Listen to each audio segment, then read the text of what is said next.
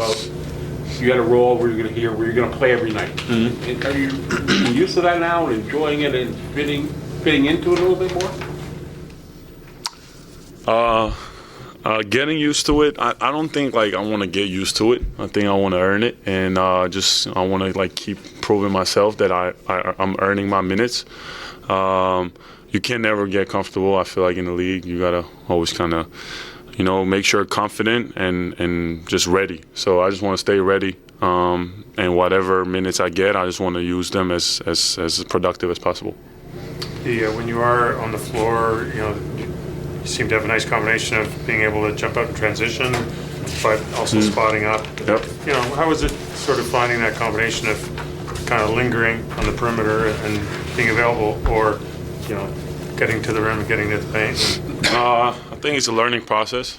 I'm really excited because everybody, I feel like on the coaching staff, my teammates, they all trust my shot. They know I can knock it down. They've seen it. So, sometimes like when I roll too much, they be like, just pop. We all believe in your shot. Or maybe I swing an extra and they say like my shot was the right shot. So, hearing that is kind of, you go home, then you watch film, you kind of break it down and kind of figure it out. So I think I'm slowly kind of getting there. But I think the main thing is just knowing that everybody back in the locker room has my back and they want me to play my game instead of just coming in and just being that 5-man and just rolling and stuff. So, I'd say I'm getting used to that and figuring it out, and I'm excited. A lot of your minutes are tied to Jamal's. Obviously, the relationship between a point guard and a big man is really important.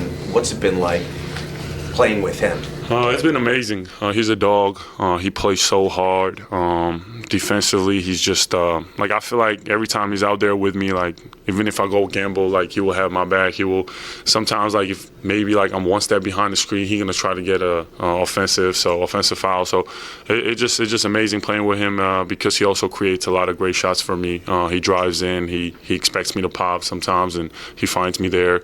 And I would say he's a great guy. I feel like you can go to talk to him, kind of figure out together where you guys messed up or what you can do better. And I feel like it's so easy when you play with somebody like that who's adaptable, and he's been amazing. If you didn't know he was a sophomore, would you guess he's as young? No. Because I feel like at the end of the day, even if you take CNBA, he's a rookie, but you'll never say because he plays so hard. And I feel like the guys who play hard and who care who don't take minutes for granted, I feel like those guys like always figure it out, even if they're rookies or 10th year. The reputation of your game is as a stretch big, but probably the most impressive aspect is your driving. Yeah. Was anybody on the team surprised at that aspect of your game when you arrived here? I don't know, maybe. Really haven't kind of talked about it a lot, but they still want me to shoot a lot more kind of when I get my open shots. But I feel like I'm like sometimes a step quicker than a 5 big man. So I just try to drive in and kick it out. But I've been working on it a lot. I feel like my national team, that's where like I kind of get to play my game with full confidence and full swagger. And I feel like this 4 years in the league, it's just been like showing little sparks. And I think like having this opportunity, I'm just trying to like kind of figure out my game as well. Just kind of when do I spot up, when do I drive? But it's working out, and hopefully like I settle in more and kind of get better feel of when to drive, when to shoot. How relieved were you guys when you saw Scotty was going to be available for the second half? He looked like he was in a lot of pain. I didn't know what happened. He's a leader. He's a guy who comes in and plays so hard every day.